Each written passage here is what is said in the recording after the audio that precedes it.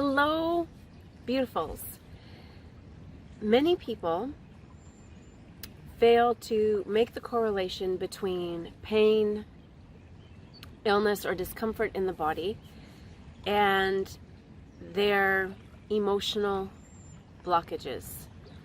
And in essence, a disruption with in the communication with their spirit. The body, as we've talked before, is the vessel, with which we are having this earthly experience. But it is, in essence, a communication device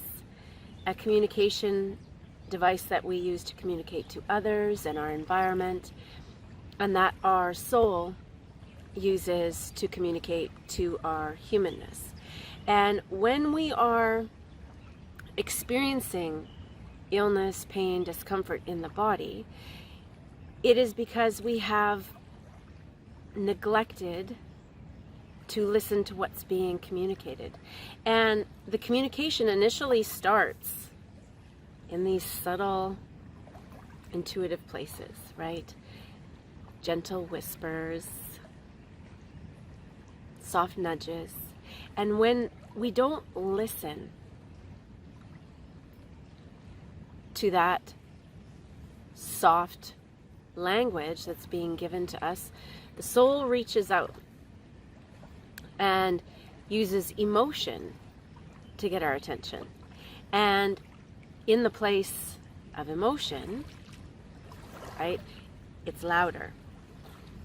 And if we pay attention here, this is where we head off illness and we head off pain and discomfort, even injury in our body. But when we don't listen to the emotional cues, what happens is the energy is blocked, right? When we're listening in that intuitive place, the energy is flowing through all of our being, because we are more than just a physical body, right? We're a physical, mental, emotional, and spiritual body. And when we are listening and the energy is flowing freely, that's where all aspects of us are in alignment and are balanced. When we disregard the initial nudges, when we start to have a disruption in the energy. But once we ignore the energetic callings, that's when we create a blockage within the energy flow, and that stops the energy from flowing freely, and those emotions become stuck in our body, and they show up as things such as illness, disease, pain, and injury. And as humans, when we become sick, we want to get rid of it as quick as possible.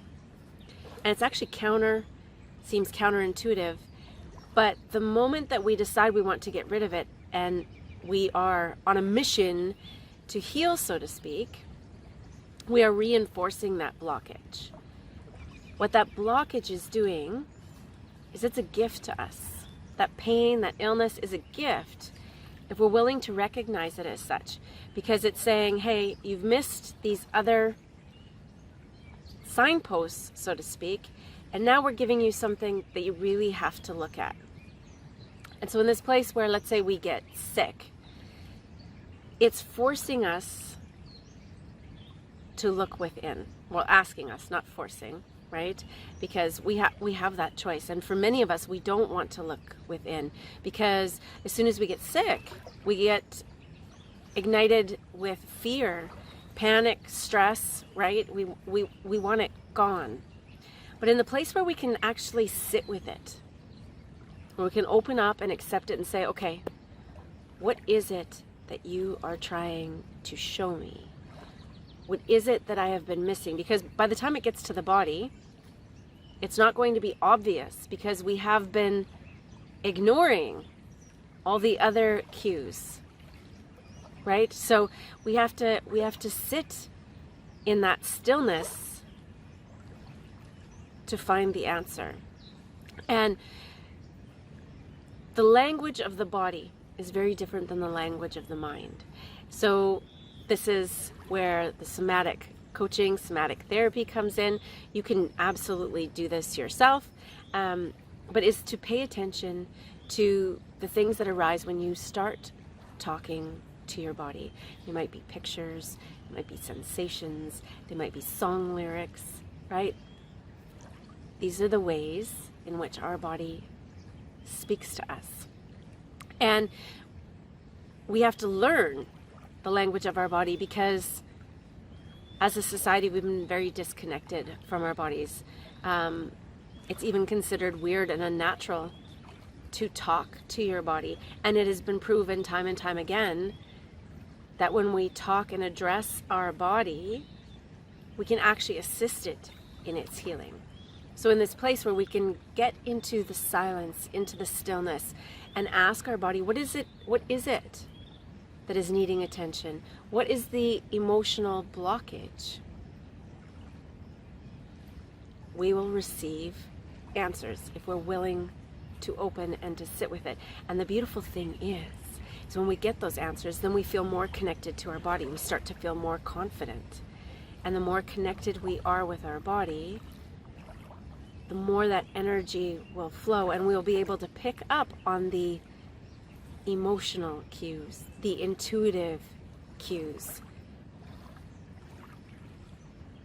The invitation today, if you're so willing, is to look at the physical experiences you're having as signposts and indicators of things that are going on the inside that need your attention. If this seems a little far-fetched for you, I'd like to share with you a personal experience. A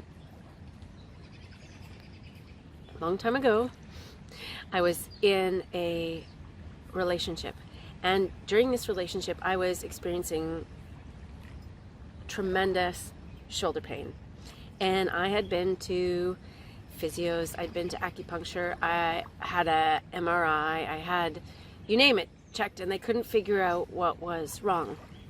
And it was getting so bad that I couldn't actually even lift my hand, and I couldn't lift my arm, and I couldn't use my hand properly. The pain was so unbearable, and it was all the time. And I would regularly go see this beautiful chiropractor. He was a sports medicine chiropractor, and he would help me, and I would have a little bit of relief.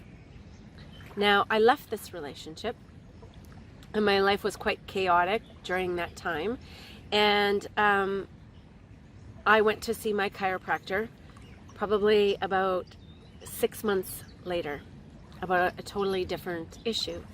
And he asked me, he's like, how is your shoulder? And I was shocked. Like, literally, I was like, oh my goodness. I said,